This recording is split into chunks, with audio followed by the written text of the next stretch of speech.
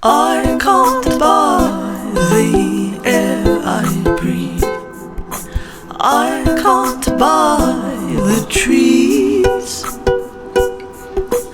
I can't buy the deepest seas. But it don't matter, 'cause they're there for free.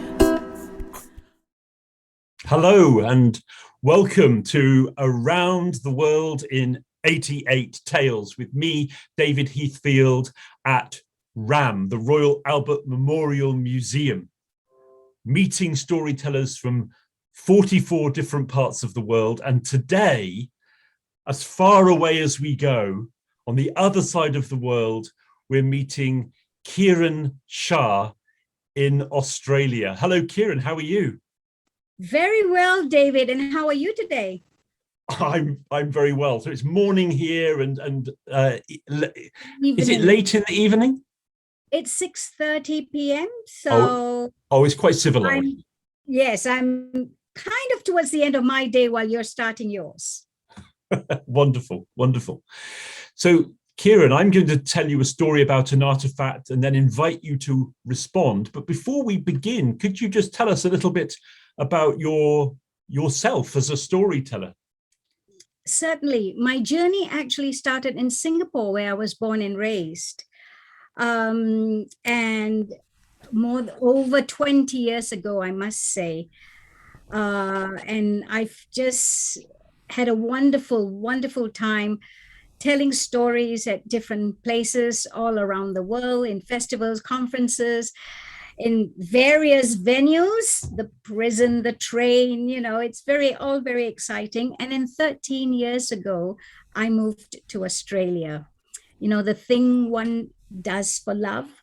So my husband and I, we are here in Australia, and I live in west of Sydney in the Blue Mountains. There you go. Fantastic. Yeah. And you're the secretary of the New South Wales Storytelling Guild of, yes. Fantastic. Yes. So we've got a nice community here as well. Well, thank you so much for being with us. And without further ado, I'm going to tell a story. And the story is going to be inspired by an artifact from the museum, a very special artifact from the world cultures.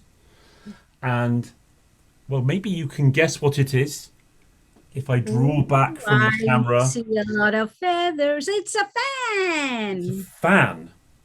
And this fan comes from Nigeria. It's a Hausa fan from Hausa culture. And it's made with coloured ostrich feathers and leather work. And, well, it's a very beautiful and striking artifact, I feel.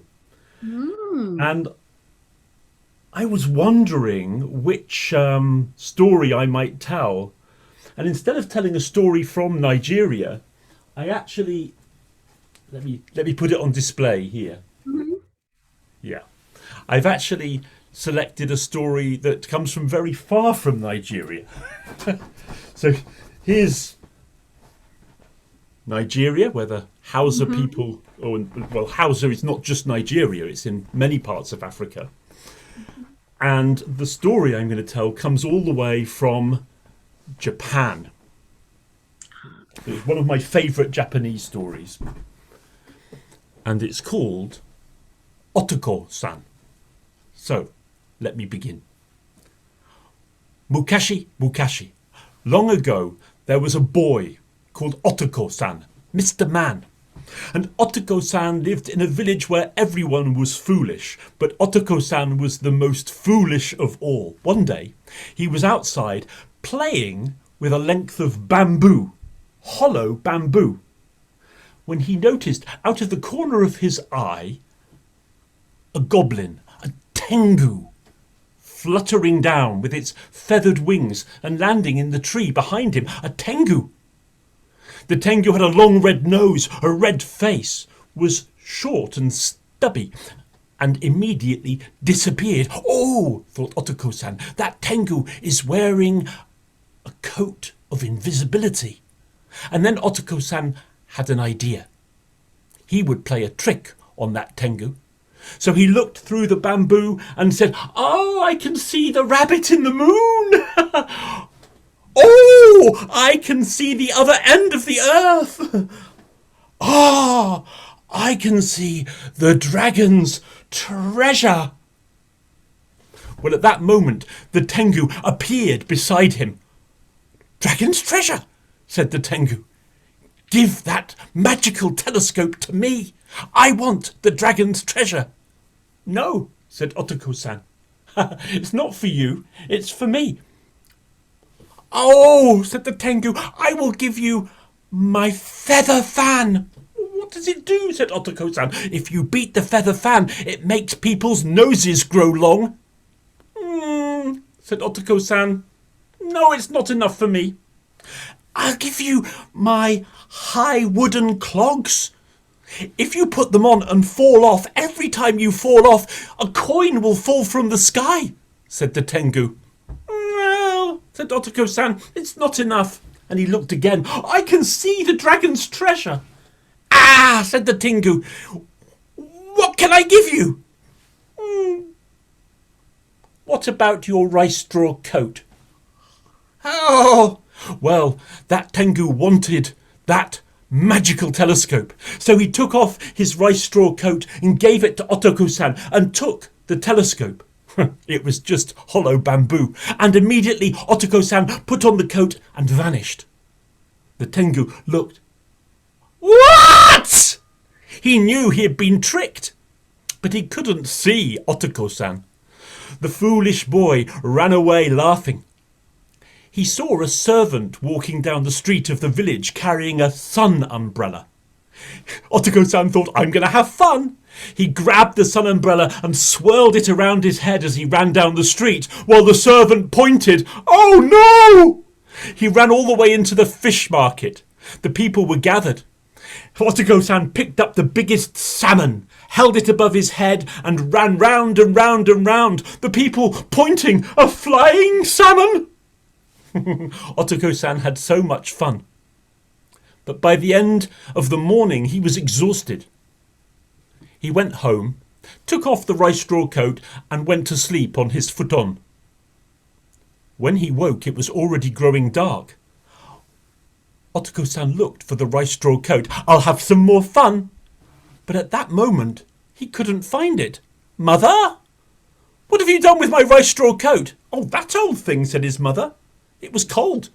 I threw it on the fire to keep me warm." "What, mother? What have you done? That was my magical rice straw coat." "Oh!" He got down into the fireplace. There was just ash.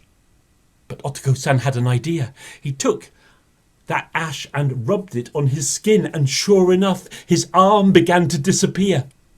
He took off all of his clothes. He put ash all over his body, smearing it over his skin until he was completely invisible. "Ha ha! Now I'll have some fun." Otako San went out into the dark street. He went to the sake bar. People were drinking. Otako San was always refused because he was too young. He went behind the bar to where there was a barrel of sake. There was a trickle of sake running out from the tap. Otako San put his lips to the tap and began to suck. Ah, delicious sake. He was down on his hands and knees on the floor, drinking with his eyes closed. He didn't notice the sake was running down his chin. A streak appeared, and his lips became visible. He continued to drink, but the sake ran down his chin and dripped onto the floor, and soon there was a pool. Otako San was kneeling in a pool of sake. His hands, his knees, his toes became visible as the ash was washed away, but he continued to drink. Suddenly, the barman turned. "What's that?" Otako San jumped to his feet. Everybody gasped. "What's that?" "Oh, Perhaps that's the one that stole my sun umbrella. That's the one who was running with the fish. They started chasing after Otoko San. Otoko San ran out of the door and down the street. They came after him fast. Come back here. Otoko San looked like a strange sight. Just lips, chin, knees, hands, toes. There he ran, but they were getting closer. He came to the bridge over the river. He jumped over the side of the bridge. Splash! But the river was shallow. Otako San was under the water, holding his breath, but no one can keep hold of their breath for all that long. When he finally stood up, the whole of the village pointed and laughed. You know why. The ash had been washed off, and Otako San was completely naked. He was so ashamed. Finally, a kind woman gave him a kimono. He wrapped it round and stepped out. The people couldn't stop laughing. Otako San, you should never, never trick a tengu. You know what might happen. Only bad things can happen to someone who tricks a tengu. So that's my story. And I know the fan wasn't a big thing in the story, but that's what that fan made me think of. The wonderful magical stories from Japan, and one of the funniest ones that I've heard. So we're up on Facebook. So please tell us what you like about the story. Tell us who you are and where you are in the world. Kiran, thank you for your you look like you were enjoying yourself. Oh, I love tales of foolish deeds by foolish people because there's always, it's just great fun. Great fun, yes. And Yeah. Tammy's with us here in Exeter. That's my wife. Despina says, tell us a story. Caroline, lovely. So yes, tell us who you are and where you are in the world, and you can give your comments. I know it's a little bit delayed on Facebook, so we'll be patient to hear what you say. But right now, I want to invite you, Kiran. So when I was telling my story and you were looking at this fan, has a story come to you that you would like to share with us? Absolutely. The colorful feathers of the fan, which I had actually also thought could be a headdress until I saw the stick. But I had thought it was originally a headdress, which would be very fitting for a king, I think, for a chief. But that reminded me of a story, and I happened to have this book. So if I can just show you and the audience, it's called The Magic Colors, and it's written by Cecilia Egan and Elizabeth Alger, and it is an aboriginal story. And since I'm here in Australia, I thought I would like to share that with you. Wonderful. When Baimi created the world a long time ago, it was not the world that we know as it is today. At that time, when the world was very new, all the birds were black. Now, they were of different shapes and sizes and characteristics. There was dove, kind, caring, and gentle. Then there was all the parrots, the galahs, the lorikeets, the king parrots, the rosellas. Well, they had their sharp, strong beaks. And kookaburra, oh, loud, noisy, and long calls. And there was crow, grumpy crow. But one thing they all had in common, from the top of their heads, all through the feathers of their bodies, and right to the tip of their feet, they were all as black as burnt wood.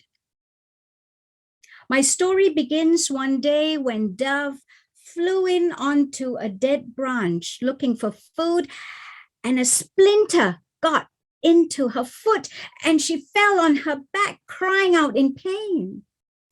dove was well loved by all the other birds, and so they gathered around her to comfort and soothe her. Some brought her beakfuls of water. Some even went to get leaves to wrap around her throbbing sore foot. And everybody gathered around, and this woke Crow up. He was not happy being disturbed, and he came looking around. What's all this fuss? Oh, she'll be well soon. And off Crow went, muttering under his breath. Oh, what a fuss. I'm not staying around here. They're so noisy. Well, Dove was not better at all. In fact, she was throbbing in pain, and her foot was swelling in size.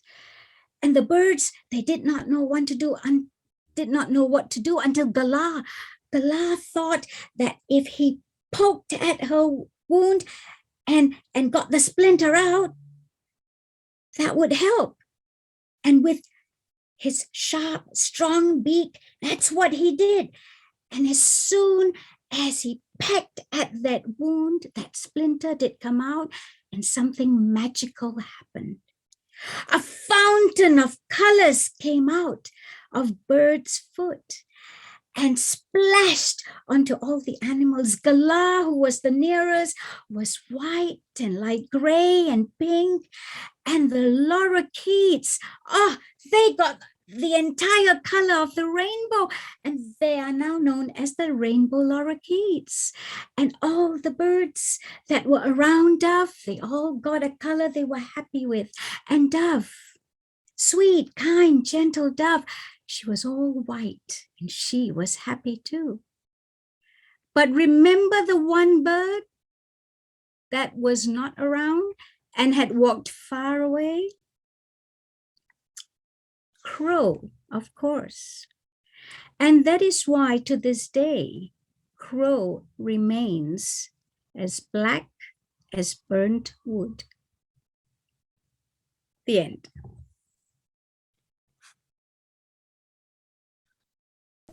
Thank you so much.